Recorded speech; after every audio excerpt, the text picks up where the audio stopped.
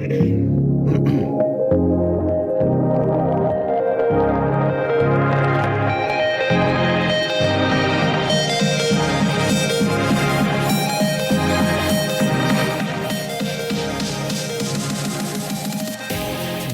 to M2Techcast, a live internet radio show offering the latest news and interviews with the people driving business, technology, and politics in Michigan. Now, your hosts, Matt Roush and Mike Brennan.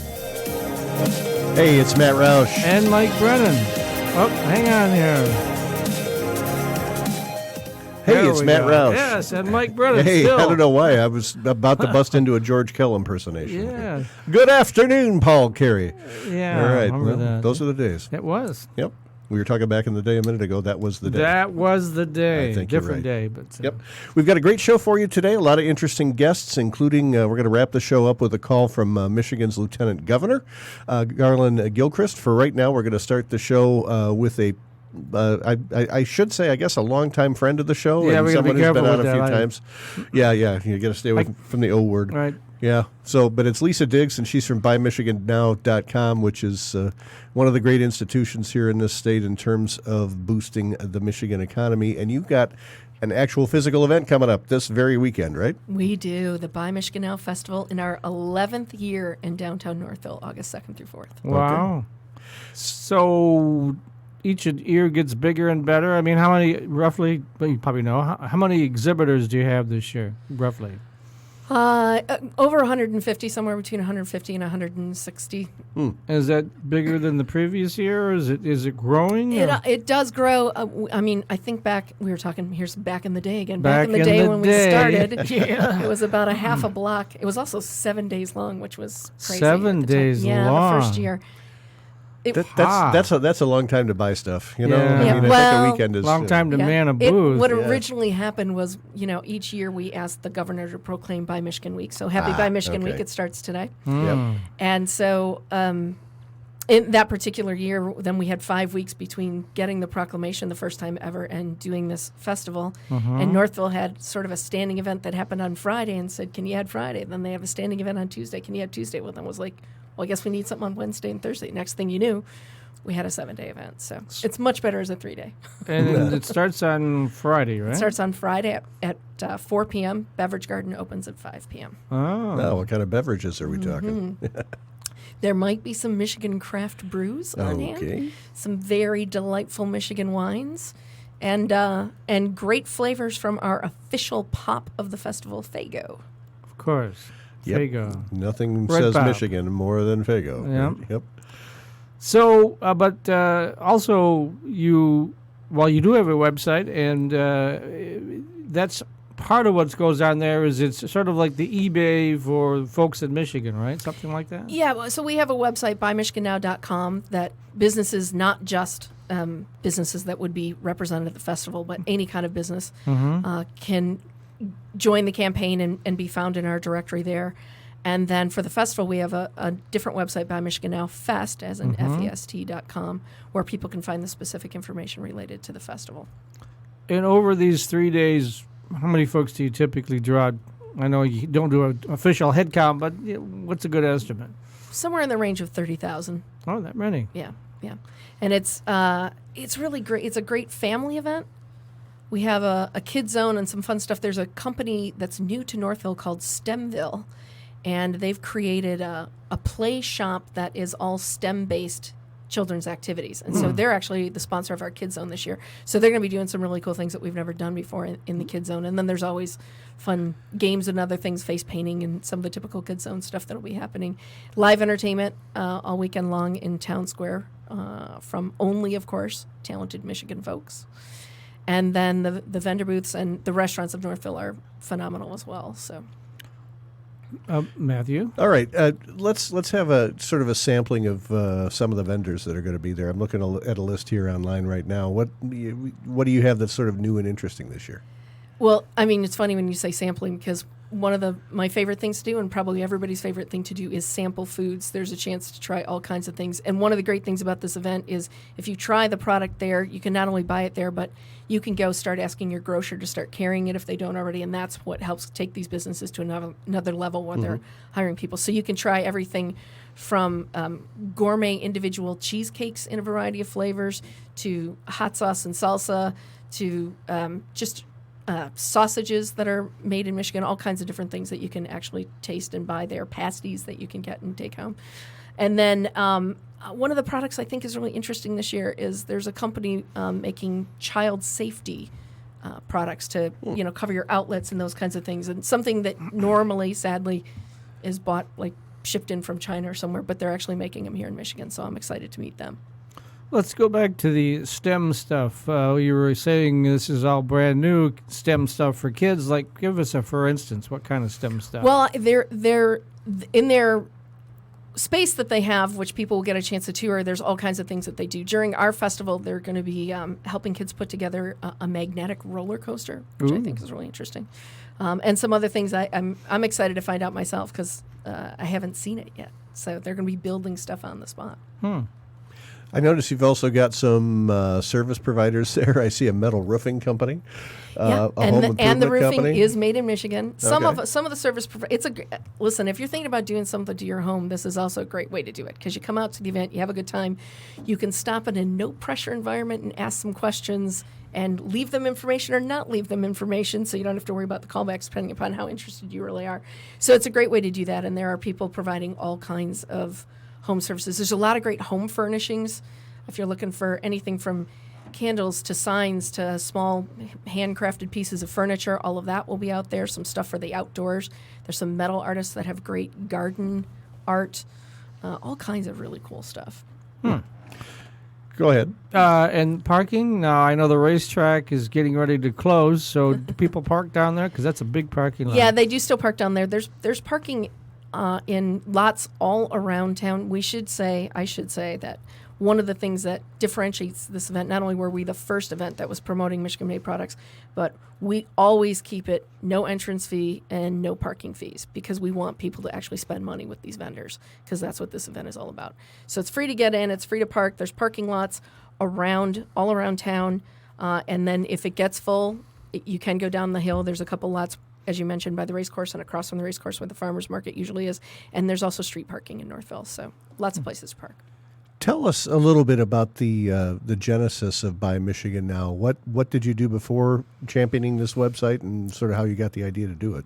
Well, I'm a consultant by trade, and so back in 2007 when we first launched the campaign, I was traveling around the country as most of my business was outside the state of Michigan, and every time I came home, somebody else had lost a home or a business that I loved closed, and you start thinking, what are we going to do? How do we do something about it? We were in it so much worse than the rest of the country, so much faster. So I happened to go to South Africa, and while I was there, I noticed that we were in an area called Soweto, which is where they force people of color to move in. It's still a very challenging area where people live.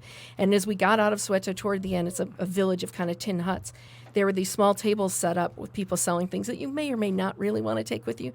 But we met the first person and talked politely to her about what she had, and then we started to walk away. And she said, wait, before you leave, go see my friend Veronica's store. Her store is a table that's 4 tables down, right? We went and did that.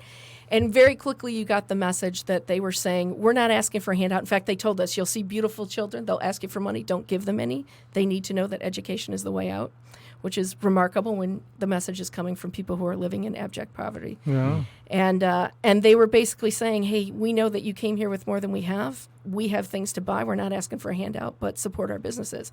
And the fact that they would send you from one person to another, even though that was the direct competition, was the impetus for Buy Michigan Now. Because I thought, as long as we go with the local coffee shop or Big B Coffee or a coffee beanery, we're doing better than when we go to one of the national chains and multiply that times every kind of business that we have in the state of Michigan. What seems to be the most popular items that you've discovered at this event? What are people buying the most besides food or drink? I would say it is a great place to Buy Your Michigan Pride. You can find a T-shirt, you can find a sign, you can find a koozie, you can find almost anything that's got a really cool Michigan design on it. And I would say that is easily the most popular thing that people come to.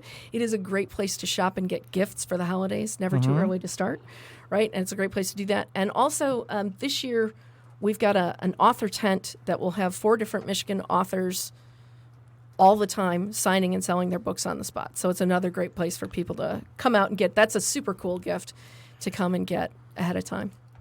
Well, we have Richard Steenan in the studio who will be on another segment who has just come out with a book. So he was gesturing there. We got to get him One in of my there. chopped liver. Yeah, right. Slide him in. We'll have to talk.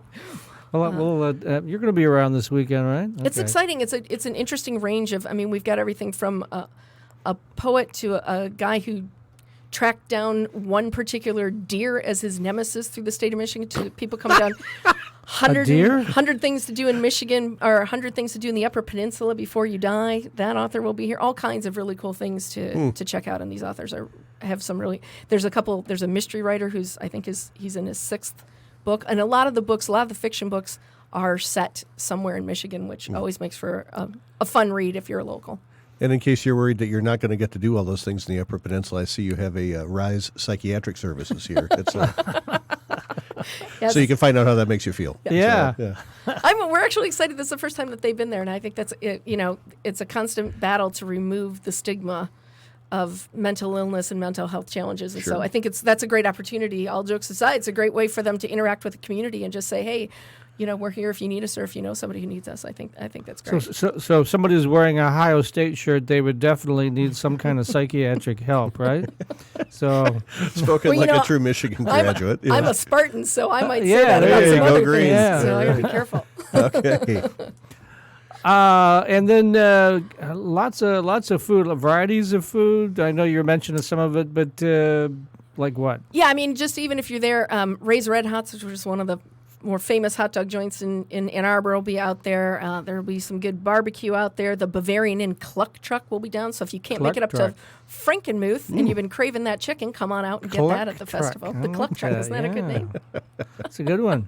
I like it. 2 minutes, Dave? Okay. About 5 different kinds of hot sauce here from the looks of things, too, looking at the list. Yeah, and it's interesting because it's cool to that's one of those places where you can actually taste and compare and figure out which one you really like. Because there's nothing I hate more than I buy a bottle of something or a jar of something, and then I get home and try it and go, okay, that it was not my thing. Yeah. So here, I mean, even some of these companies, an individual company might make 4 or 5 different kinds of a salsa, and you can try them and say, that one's too hot, this one's perfect for me, or I like the one with mango that's a little sweeter. Mm-hmm. Somebody makes some with cherries in it. So, it's a good chance to try those things out. Yeah, I noticed a lot of vendors with ties to northern Michigan as well. Mm-hmm. So we're excited. I think this event, because we put "buy" in the title, I think the message comes through that it's not an art fair. You will find art there, but this is not just a come around and browse and walk around. Yeah, we event. just had This that is in a come Ann out. Arbor 2 weeks ago. Yeah. So This well, is it was come out 110 degrees, right? Yeah. meet some entrepreneurs, spend some money, and help them. A lot of our entrepreneurs do the event for a few years, and then they manage to open up their own storefront or get in a lot of grocery stores where they move on because they're now hiring more people, Sure. and then it makes a slot for somebody else. So this really is about that. All right, we got to close this segment, so give folks that website address for the fest. It's buy, B-U-Y, Michigan, now, fest, F-E-S-T.com. Okay. All right. Thanks very much, Lisa Diggs of Buy Michigan Now and the Buy Michigan Now Fest this weekend in downtown Northville, Michigan. It'll be Friday and Saturday and Sunday, starting 4 o'clock Friday afternoon. Mm-hmm. Go there, buy a few things. It'll be fun. Okay. All right. We'll be back with another segment of the M2Techcast. For right now, this is Matt Rouse. And Mike Brennan. And you're listening on PodcastDetroit.com. Lawrence Technological University graduate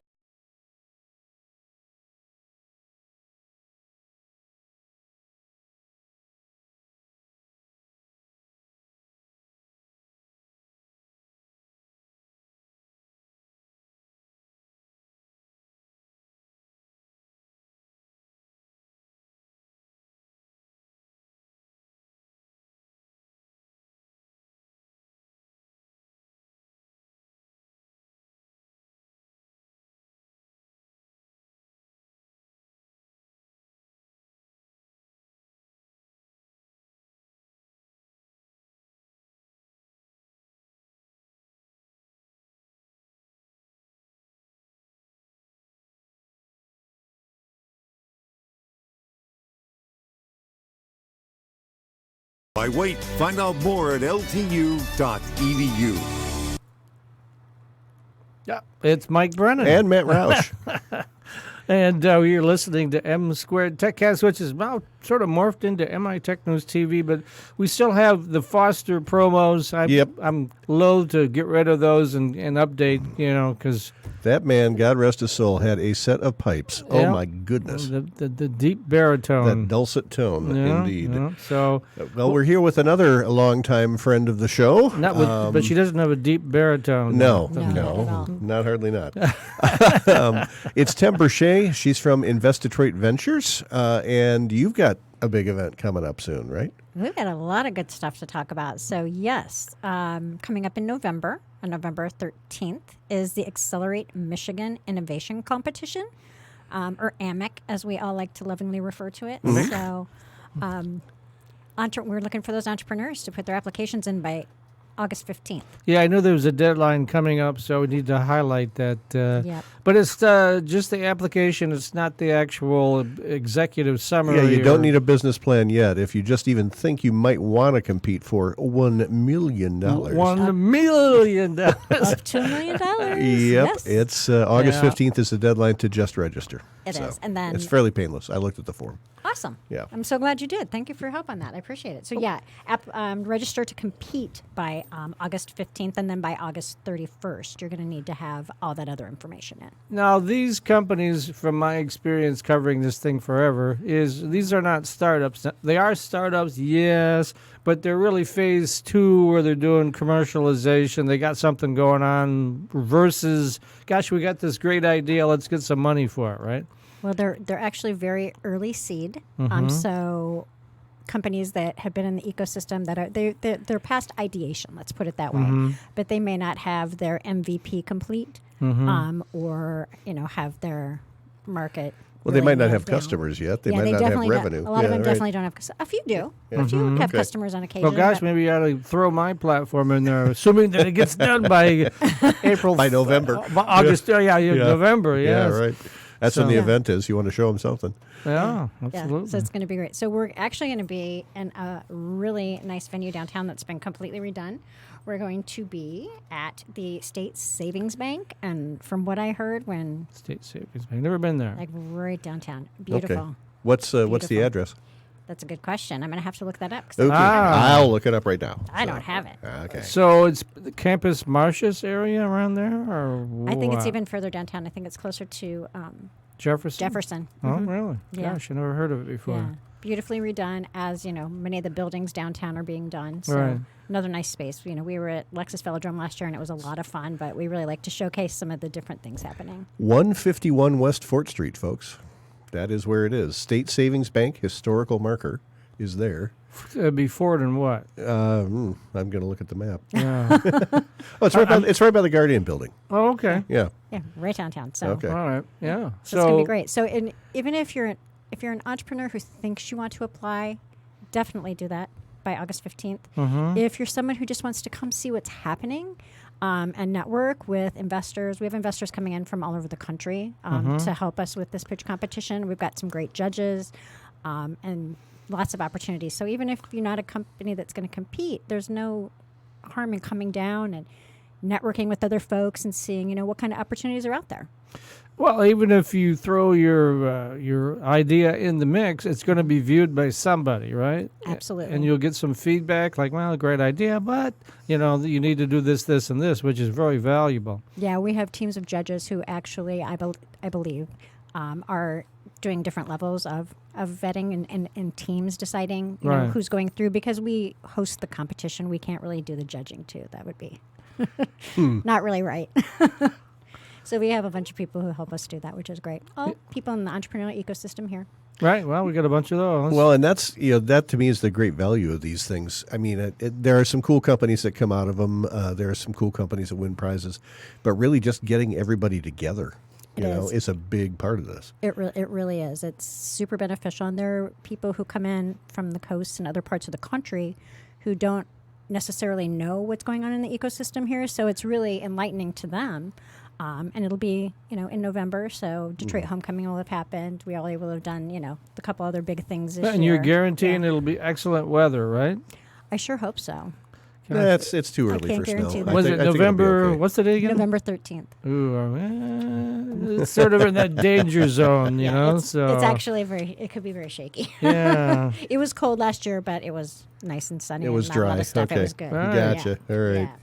Yeah. All right, so that's coming. and this is for more than just sort of the typical when you think of a startup and you think of an app or software algorithms, that kind of thing. You're looking for physical product companies too, as well, right? Absolutely, yeah. Yeah. We've last year there were a few companies that had physical products. There was life science, mobility, anything you can think of. Yeah, mobility just is apps. big now. Everybody's getting into mobility. That's our thing here in Detroit. So Well, there's so many different aspects to it. Right. I mean, in our portfolio, surprisingly, we don't have a lot of mobility. really, We have some, but not a lot. And there's so many different aspects to it. Just being out and about with the Planet M folks, as I'm sure you're familiar. So many different things. How everything talks to each other, and Internet of Things, like the conference that you host. You know, they're all just.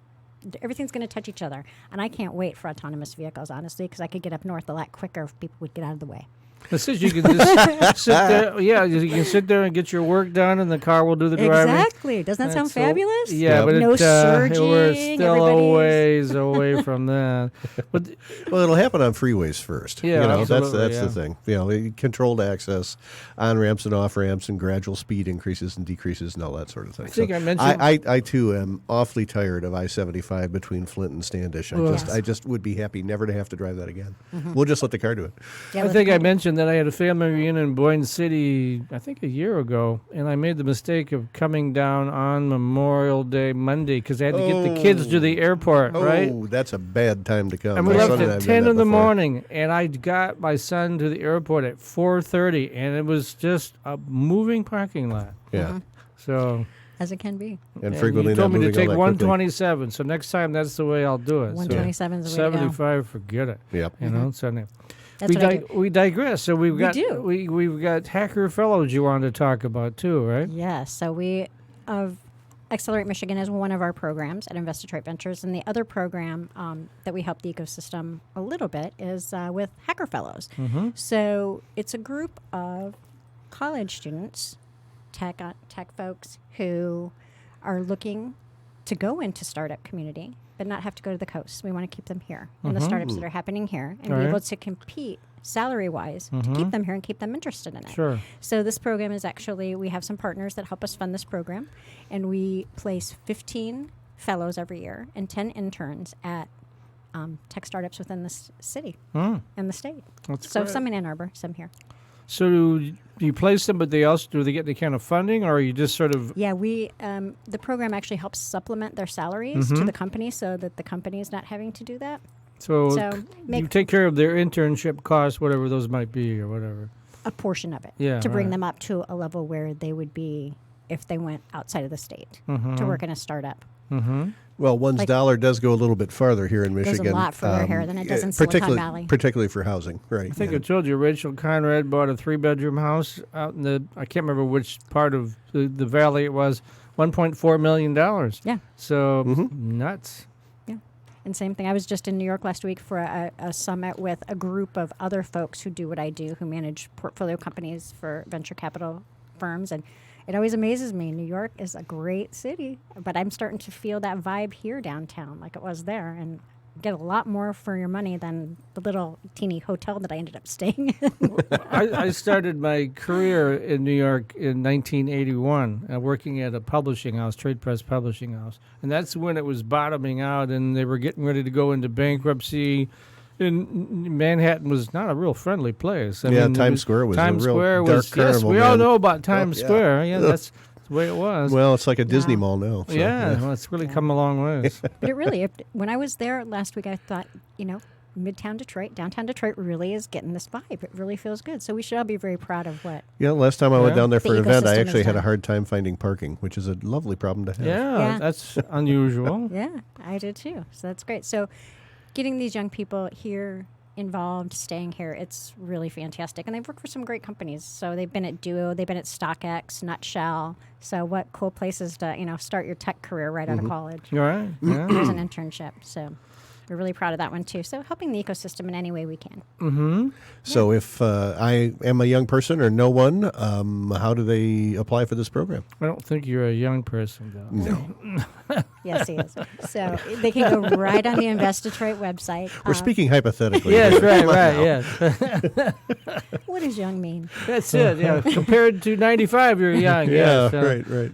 Yes, they can go right on our website, investdetroit.com and /venture, ID Ventures, and Hacker Fellows and the Accelerate Michigan application are there. And also, we'd just love to see the community come out and spend the afternoon with us on November 13th and meet some of these fantastic entrepreneurs. And see this, what was it called again? The State Bank?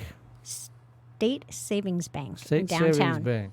It's been completely redone. It's beautiful. Really? I've seen a picture. Yeah. Originally was a bank, I'm assuming, Yeah. right? Yeah, Okay. absolutely, it was a bank. I just looked at a few pictures online here. It is gorgeous. It's Really? yeah, And very then impressive. what is- 73,000 square feet plus or minus, I think, something like that. And they want to fill it with shops and offices. That's what I was going to ask, is what are they going to do with it after the event, right? Yeah, So- Well, it doesn't look like there's any residential in it. It looks like all commercial space. Ah, So okay. Makes sense. Yep. So, found another new gem. Everybody What can have we take a got, peek at. Dave? A couple more minutes? So what else we got, Tamber? So, is everybody? I haven't talked about Invest Detroit Ventures in a long time, and actually, what we do. Yeah, right sure. ahead. So Yeah, I we go. thought about that as on my win today. So Okay, go ahead. thanks so much. So, the basis of what we do is early seed stage investment for Michigan companies. So across the state, we've got some great investments up in Houghton, a rocket thruster company, which is really fun. Oh, And Actually, I think I've interviewed that guy. They've got a big vacuum chamber at Michigan Tech, right? Yeah, Brad And- King. Yeah, Yeah. and he's working on an ion thruster. Yeah. Which is basically a rocket without rocket fuel. Works with magnets. Don't ask me how, but okay. Very So, cool. And yeah. it's specifically for I've learned a lot about satellites recently. There are large satellites, there are small satellites, and there's what they're calling this medium grade satellite, which is the one that Amazon is sending tens of thousands of up into space. So that's kind of their sweet spot, is that medium size utility. It's not super expensive, it's cost effective. it's for that's what they're called. communications of some kind, right? Communications And drone- frequently, drone technologies. the life of a satellite like that is not defined by the electronics wearing out. It's that it runs out of propellant, and there's no way to go up there and service it. So they're thinking that with these thrusters, they can make those satellites last a lot longer, driving down the cost. So Makes sense. that's the idea. 1 minute, I'm getting the How sign about here. that? So You had no idea. So we work with companies around the state that pre-seed, early seed, up through Series A. We do a lot of syndication with other people too. So if you know anybody out there, any entrepreneurs who are looking for funding or just looking, for some help and guidance, that's really important to us too. Even though we can't fund everybody, we do want to make sure that we can help everybody. okay, we got about a half a minute left, so hit them with those websites. Websites. So AMIC. Actually, everything is go to investdetroit.com and then /accelerate Michigan /ID Ventures or /Hacker Fellows. Got them all. Okay. Tim Brachet from Invest Detroit Ventures, ID Ventures, Hacker Fellows, Accelerate Michigan Innovation Competition, all sorts of stuff going on. Thanks for being with us today. Thank you. All right. We'll talk to Timber again soon, I'm sure. For right now, this is Matt Roush. And Mike Brennan. And you're listening to the M2Techcast. Okay, musical What do you chairs. get at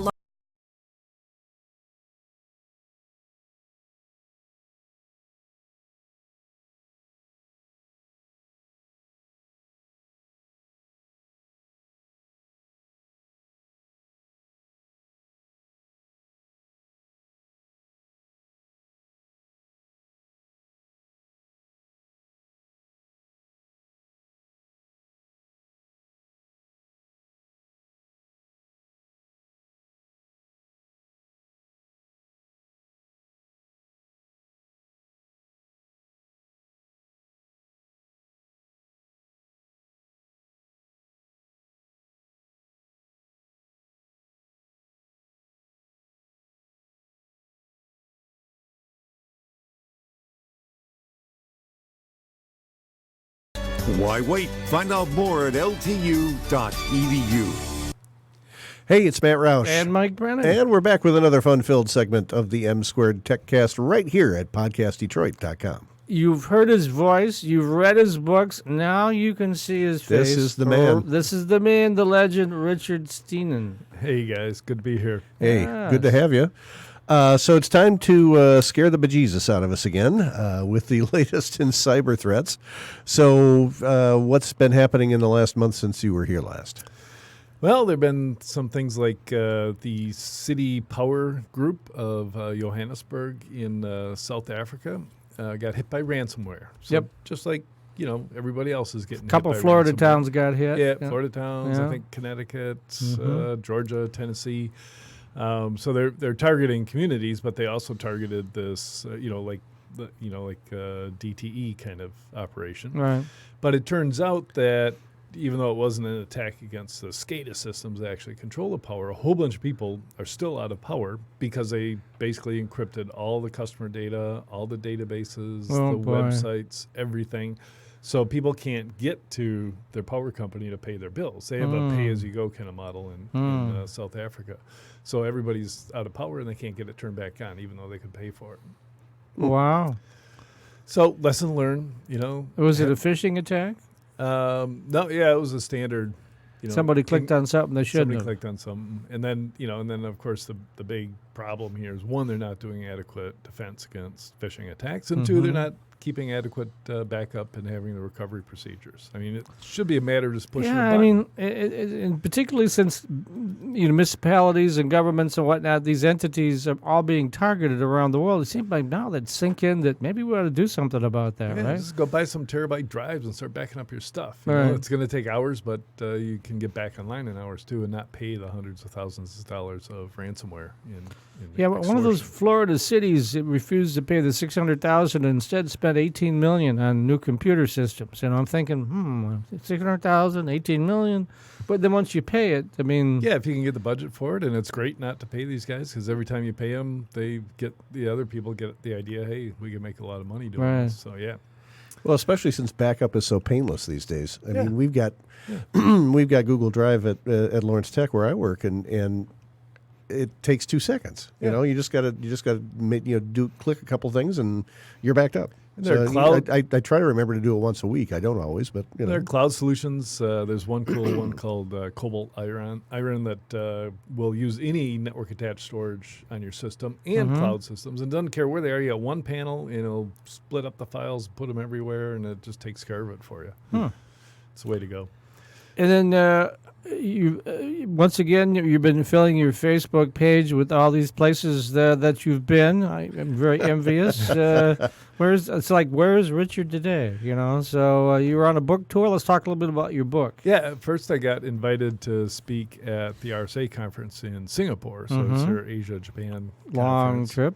Long trip. Direct flight from here to Tokyo, and then from there to Singapore on Delta. So that was kind of nice. 12-hour flight to Scored Tokyo. some points on that one, huh? I did. Yeah. And after the RSA conference, then I did a mini book tour of a dinner event in Singapore, and then on to Kuala Lumpur, which I'd never spoken at before. And I didn't know this, but in Malaysia, there's a whole city built right outside of KL called Cyberjaya. And so the Cyber Center, I guess that probably means. And it was named that in 1997. So they were Wow. like way ahead of the curve. Yeah. But now we were in the new office building of the headquarters of the Cybersecurity Malaysia, which is kind of a national group responsible for security in Malaysia. And they've got a big event coming up in September, and they invited me back to speak at that. So I might be heading back. Wow. So, for more of that great food and Malaysian coffee, which is amazing. Is it? Never had it. Yeah. So you just mix condensed milk with your coffee. So it's super sweet. Tastes like chocolate ice cream to me. Wow. Keep that in mind, Then I popped over to a new city for me, Manila, Mm-hmm. which was gorgeous. It was just, modern, and it just looked really amazing, and it was quite warm. But I got a little nervous when I went out to go to the mall across the street to find a cash machine and saw all the guards walking around with big 12-gauge shotguns. And that's always my red flag, that I'm not in the safest area when I see Yes. that. That reminded me of Joburg, reminded me of Mexico City. And of course, Manila is kind of a troubled place right now. But great turnout in the hotel conference. About 100 people showed up to hear about cloud digital transformation. And that's what my book is, Secure Cloud Transformation, and it's all about this journey to the cloud that most organizations are taking. How are book sales going? Sold 12,000 copies so far. Wow, that's great. Yeah, so it's going extremely well, and people are reading it. So people come up to me and say, "Hey, I read your book," which is kind of cool. Was it a couple hundred pages, I assume? Or I don't have a copy The book yet. is actually 400 pages. 400 I got one in the pages. car. I'll give it to you. Oh, how Yeah. nice. All right, yeah. It includes stories. I've never done this before. I was kind of thinking of you as I was interviewing people, because I was doing actual interviews with 16 CIOs around the world for Siemens and Fannie Mae and Pulte Homes and Kelly Services here in town. And then I just edited their stories and published them as their journey in their words. So even if people don't really want to read all the things I write about what's going on out there, they definitely want to read these stories, because these are real people who've done it. Solving real issues. Real issues and moving. There's one cool company called NOV, which is an oil well drilling hardware company, and they transitioned to the cloud after the financial crisis, and oil prices dropped dramatically, and they did the transition to save money. So they moved to Office 365, and of course, in the process of doing that move, which everybody's doing, it's a huge transition in IT right now. They discover that their network can't handle all the traffic, because it has to be tromboned, from remote office or the Starbucks you're in over a VPN back to the central office, and you're on the corporate network, and then you send them out to Microsoft. Right. And Office 365 is really chatty. I call it the killer app, because it kills your network. So it's moving to something that I worked on in 1993 when I started RustNet, which is called Local Internet Breakout. The idea is all your remote offices should just go to the internet. Broadband connections cost a couple $100s a month, and just get one of those. Now they're on the network. Right. And then you just have to figure out how to protect them as they do that. So that's what the book's about. How do you protect them while they do that? Yeah, you send them to essentially a big cloud proxy. And so instead of having all your proxy servers in your data center that you have to backhaul them through, you just send them to a service. And in all cases, this was a company called Zscaler that was providing this service. They went public last March, so a year ago March. And they basically do all the filtering and block, employees going to inappropriate websites. And then they'll do all the anti-malware, DLP. They'll break the encryption so they can see inside the packets and then re-encrypt. So it's kind of replacing VPNs. And it's all this user-defined perimeter, software-defined networking, all that stuff. So sort of it puts it on hold while it inspects it before it delivers it? Something like that? Yeah, it inspects it real time. Unless And you it can do choose. that. It can do that quickly enough that users won't notice a difference. Yeah, as a matter of fact, everyone I talked to saw improved performance, because Zscaler has built out 100 data centers. So they're kind of a reverse CDN. So they built out a big edge. You connect to the nearest node, and then they get you into Microsoft and Salesforce.com and Google and Amazon faster than if you want your regular route through your regular ISP.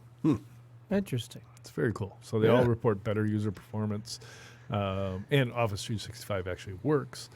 Microsoft even on their website says if you're using Office 365, you should really sign up for Microsoft Express Route, which is simply a kind of a peering relationship with Microsoft. But then they had to go back and edit that page and say, or Zscaler, because Zscaler essentially does the same thing, because they're on Express Route. Interesting. What else is going on out there? We got about 5 minutes left here. Well, you might have heard about the Equifax breach year and a half ago, right? And the Federal Trade Commission slapped them with what could end up being a $700 million fine. So they're already rolling out a website you can go to, and I highly recommend everybody do it. You can go right to the homepage of ftc.gov to find it. And that's the only way to make sure you're not being phished again. So go to ftc.gov, follow the link, and then you just put in last 6 digits of your social security number and your name, and they'll tell you if you were part of the breach. And if you were, you can ask for $125, and they'll send you a check. Well, The kicker, though, is that you've got to already have the security monitoring going on. I didn't buy that, so I just said, give me the 6 years of free security monitoring or whatever it was. Because what is that? That's like, what do they charge for that these days? Identity theft protection? What is I that? don't know. It's crazy, but if you've been breached, you probably have had offers in the past. I'm still covered under LinkedIn. Yeah. Or I'm going to claim that my subscription to Credit Karma, which is actually free, is equivalent because Credit Karma sends me an alert whenever somebody checks my Good credit. point. I should have gone for the 125, right? So.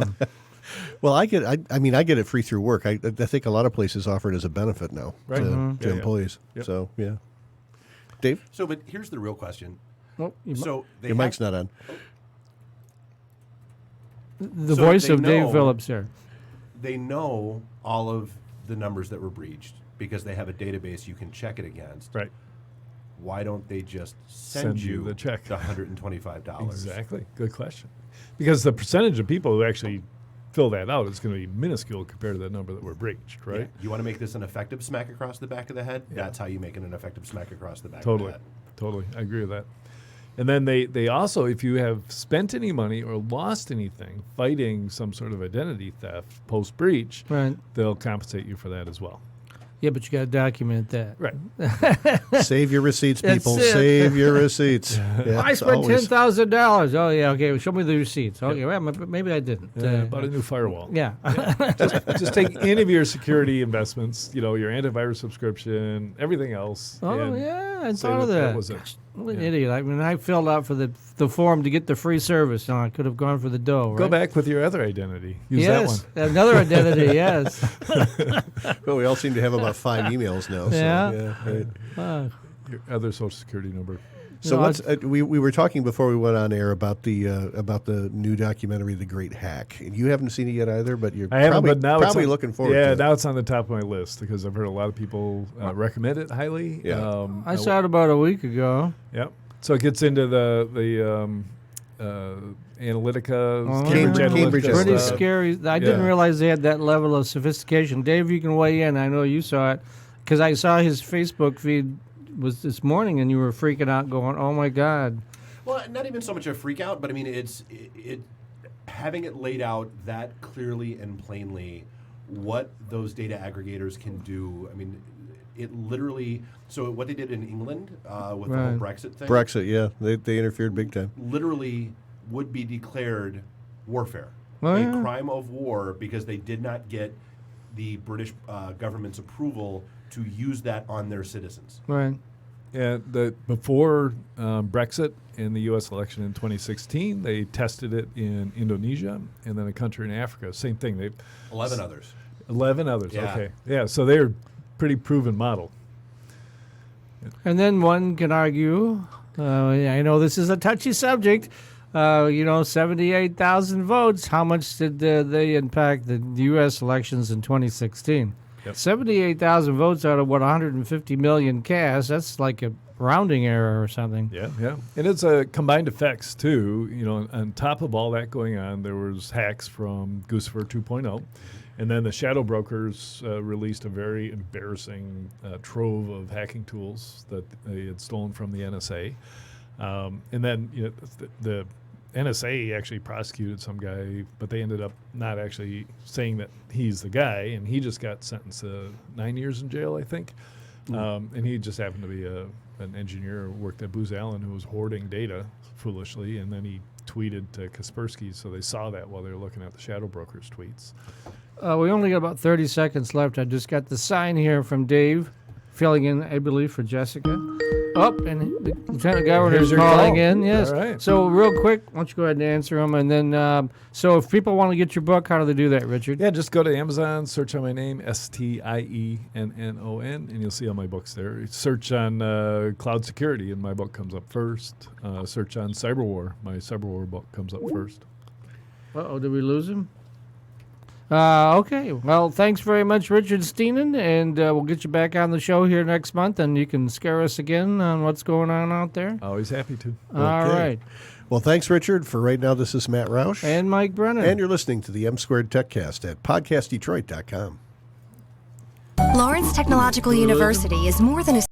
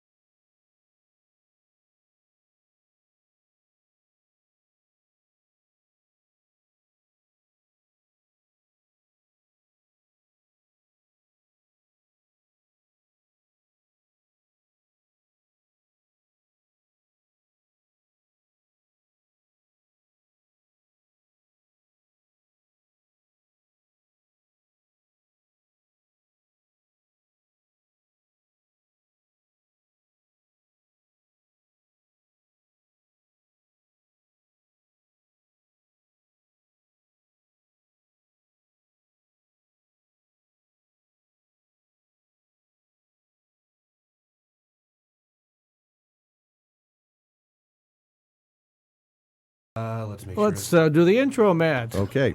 Hey, it's Matt Roush. And Mike Brennan. And you're listening to another segment of the M2Techcast. And we have calling in from where, I'm not sure, Lieutenant Governor Garland Gilchrist II. How you doing today? I'm doing great, guys. Good to talk with you. Thanks for joining us. Next time we get you on, we hope to have the streaming video of you. We've had some technical difficulties in the new studio, but we're getting all that worked out. Well, if anybody can figure it out, I'm sure y'all can. So Yes, well, we have the amazing David Phillips here, who's manning the console today. He's one of the co-owners of the studio, so he was working feverishly over the weekend, trying to get all that together. But sometimes technology just doesn't work, right? Unfortunately, I know that to be true. Yes. Well, you also today, at least I got it over the weekend. You're going to be a columnist for us on a quarterly basis, and so we posted your first column. And you were talking about sort of the haves and have-nots out there for the internet. I mean, a lot of people should be having the internet, and it's very important that they do, but unfortunately, a lot of people don't. Why don't we talk a little bit about that? Yeah, first of all, it's really an honor to be able to contribute on a quarterly basis so that I can build a relationship with your audience and your readers. So I appreciate you creating a space for me to do that. And yes, my first column is about having access to the internet for everyone, because it is truly important. In order to really fully participate in today's society, everyone needs to have access to the internet so that we can deal with some of the information inequities, frankly, and opportunity inequities that exist. And this is true for people regardless of where they live in the state of Michigan. This is an issue in cities. This is an issue in rural communities across the state.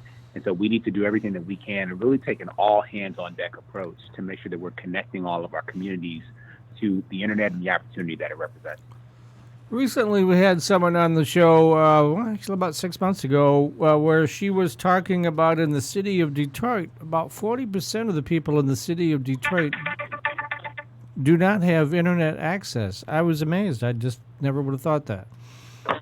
Well, you have to think about what are the reasons why people don't have internet access. And it's not simply a matter of build out and infrastructure, which sometimes it gets shortcut into being. There are also questions of affordability and questions of adoption and digital literacy. So the affordability front, having access to high-speed internet, as we define broadband, 25 megabits up, 3 megabits down, that can be quite expensive. We've had some carriers or some internet service providers who tried to create affordable alternatives, but all those may not necessarily be available in all areas. How you define eligibility for those can be difficult. So we're hoping to work with service providers in the state of Michigan to really go a step further and make sure that more people have access to affordable internet access. Then this question of digital literacy and adoption, about understanding relevance and understanding about once people have access to the internet, once people can afford it and they have it in their homes, now we need to know what can you do with it? How are their literacy, when it comes to regular reading, how does that apply to their digital skills? What skills do they have? They understand what the internet makes possible for them beyond mere entertainment. Once it becomes relevant to people's lives, then they're more likely to utilize it even further. So these are issues that exist in cities that are also exist in rural communities too, but a lot of times the rural conversation is about the infrastructure build out and making sure that the internet literally can be accessed by people there. There was an organization that occasionally does press releases and works with communities here in Michigan called Connect Michigan. It's part of Connected Nation out of Washington, D.C. Are you working with them on this?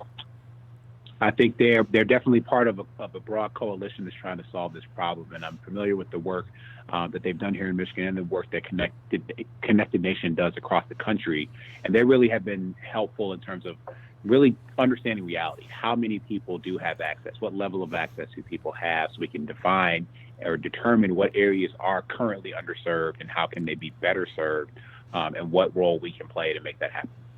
I know in some areas, determining, you talked about the infrastructure build out, determining where that infrastructure is it can be kind of a sore point with providers, right? They don't want to give up that information because of their competitors.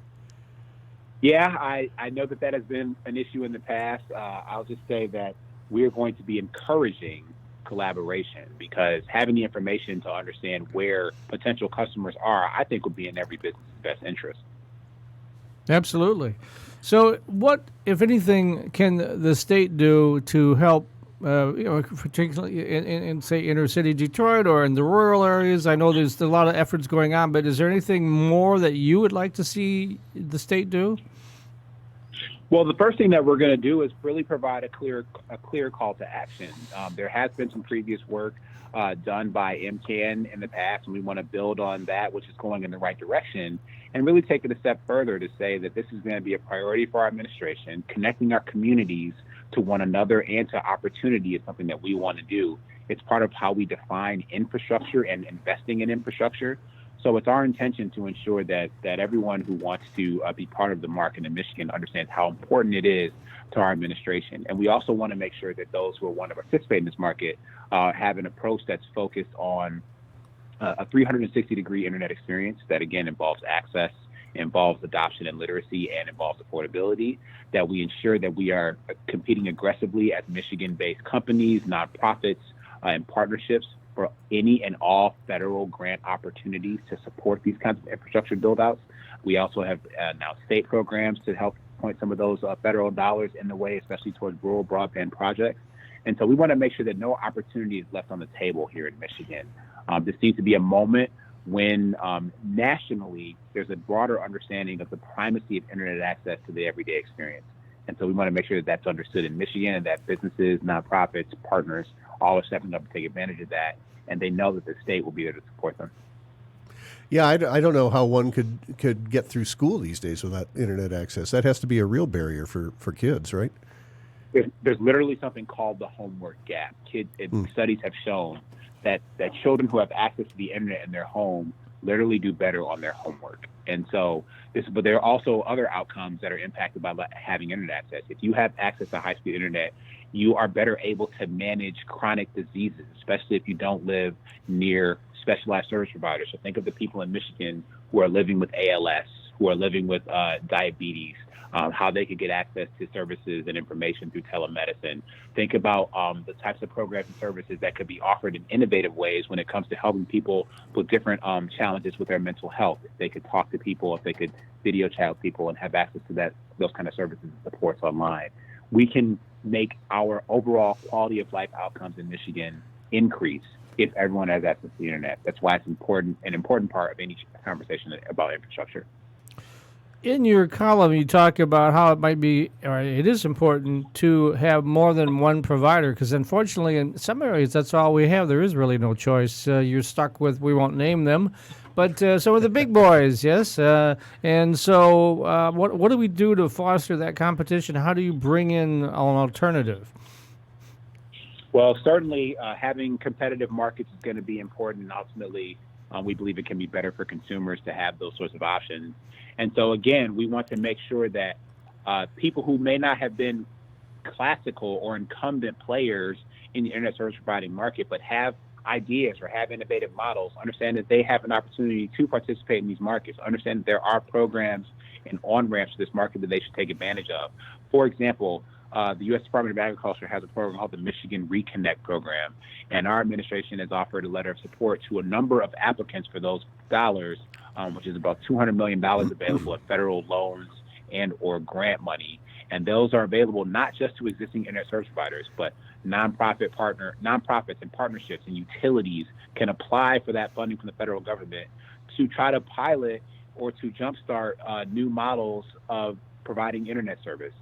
We want to see innovation in this market in the state of Michigan, and we believe that, once there's a challenge that is clearly defined and clearly understood, that leaders and thinkers and doers in the state of Michigan have the wherewithal to step up and solve these problems in ways that can become a model for the country.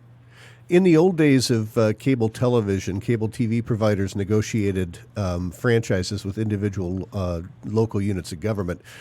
Some time ago, the state sort of took over that function, and those providers now sign a single statewide franchise agreement.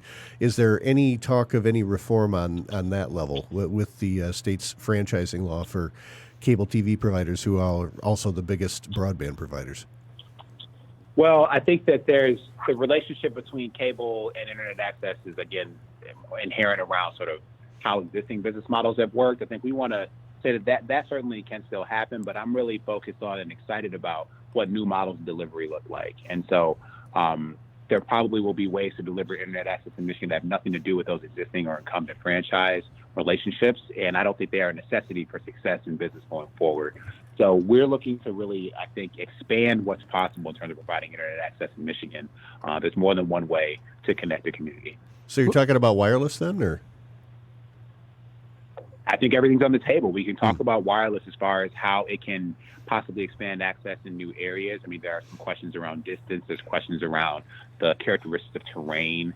But if we're going to talk about a conversation with 5G, we have an honest conversation about the fact that I don't really consider that to be a question of expanding access, but to deepening the quality of access in places where there's already density. So yes, there's conversations to be had about different standards. We can look at how we can better utilize educational broadband spectrum to expand access to the internet, especially in rural communities. We have so many educational and religious institutions that have this spectrum as an asset, and we can challenge them to use it for public good because that's what that spectrum is about. The FCC has regulated it for that reason in that way. So there are a lot of opportunities here that exist in the state of Michigan, and we want to make sure that everyone is aware of them and is aggressive in trying to take full advantage of them. And again, leaving no opportunity on the table to connect our communities. Let's talk a little bit about 5G. That's slowly starting to creep in. By the end of the year, we should start to see it in Detroit and some of the other major metro markets. Do you think that's going to really help going forward or not? Well, I think it helps, again, in terms of the depth and quality of connectivity, which is important when you're starting to think about things like connected infrastructure and autonomous vehicles, ensuring that we have deep and high-quality connections. That will also create the opportunity for new business models around how data backhaul is going to work for all of these wireless connections. So there is an opportunity, again, to innovate in business models there, and I would love for Michigan and Detroit to be a leader in that. I don't think that 5G is necessarily a solution for rural broadband, so we need to think about what the solution for that problem looks like as well. Okay, a little over a minute left, Matt. Okay, so is there, what state body or state agency do these questions of yours fall under? Who's going to be working on this? Well, it's something that I'm going to be taking the lead on, but really this is an interagency enterprise, right? When we're talking about improving the public health outcomes, obviously DHHS is going to play a role in that. When we're talking about infrastructure build out, a lot of this, frankly, is going to be connected to the broader infrastructure plan that we have and the primacy of roads and building them and opening them once and fixing them correctly and building them out right. Part of that's going to be an opportunity to lay conduit on these roads that we're fixing. We've seen success with that. So I think you're going to see a lot of different departments involved here. But what's important is that we're all aligned on the goal of connecting our community. So I don't think it's going to matter too much. There shouldn't be a door that will close on you if you want to talk about a conversation around connectivity, regardless of what department you go into, because it will impact life. So what I would say is that people who have ideas about how to better connect communities can just go to michigan.gov and pick whatever their fancy is, and they'll find someone who's welcome to have a conversation about connection. Okay, well, I await to see the commercials that say "fix the damn internet." How about that? All right. I like that. That's pretty clever. Okay. All right. Thank you very much for being with us today, Lieutenant Governor Garland Gilchrist. You're always welcome back anytime. Thanks for being with us today. It's my pleasure. Thank you both. Okay. Lieutenant Governor Garland Gilchrist, want to thank him for visiting with us today and thank all of our guests here today. Richard Steenan, cybersecurity expert, Tim Burchett from Invest Detroit Ventures and the Accelerate Michigan competition and Hacker Fellows and about 19 other things, I think. A million things. Yeah. And Lisa Diggs. Once again, folks, a reminder, the Buy Michigan Now Festival is this weekend, August 2nd through the 4th in downtown Northville. So go there and buy some Michigan stuff. Yep. Okay, great show today, Mike. Thank you for arranging the guests. Well, we work hard at that all week long, Okay. So. All right. Well, we'll be back again next Monday at 2 p.m. Eastern Time. For right now, this is Matt Roush. And Mike Brennan. And you've been listening to the M2Techcast. All right. I almost blew the line. Thanks for listening to M2Techcast, a live internet radio show offering the latest news and interviews with the people driving business, technology, and politics in Michigan. Join your hosts, Matt Roush and Mike Brennan, next Monday at 3 p.m. If you can't listen live, audio podcasts of the show can be found at PodcastDetroit.com.